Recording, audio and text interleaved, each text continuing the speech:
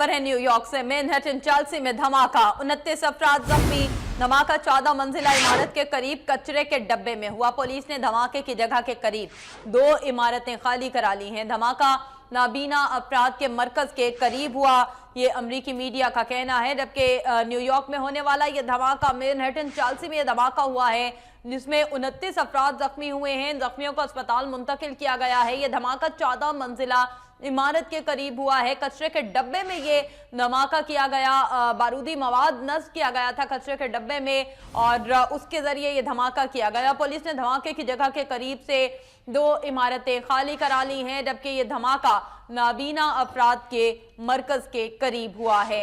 Manhattan Chelsea में यह धमाका हुआ है, जहां पर 29 अफराद धमाके के नतीजे में जख्मी हो गए हैं। 14 मंजिला इमारत के करीब यह धमाका हुआ, कचरे के डब्बे में यह धमाका किया गया।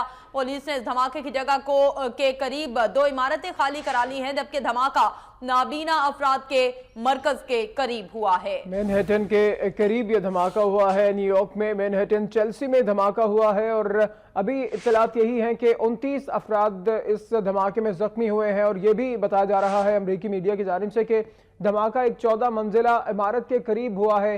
कचरे के डब्बे में यह धमाका हुआ है और अभी बात की जाए सिक्योरिटी की तो पुलिस ने धमाके की जगह के करीब 2 इमारतें खाली करवा ली हैं और यह भी बताया जा रहा है कि नाबीना अफराद का मरकज भी करीब ही वाक़ है, जिसके करीब ये धमाका हुआ है। अमरीकी मीडिया के मुताबिक न्यूयॉर्क शहर के एक बड़े इलाके मैनहट्टन चेल्सी में धमाका हुआ है और 29 अफराद इस धमाके में जख्मी हो चुके हैं।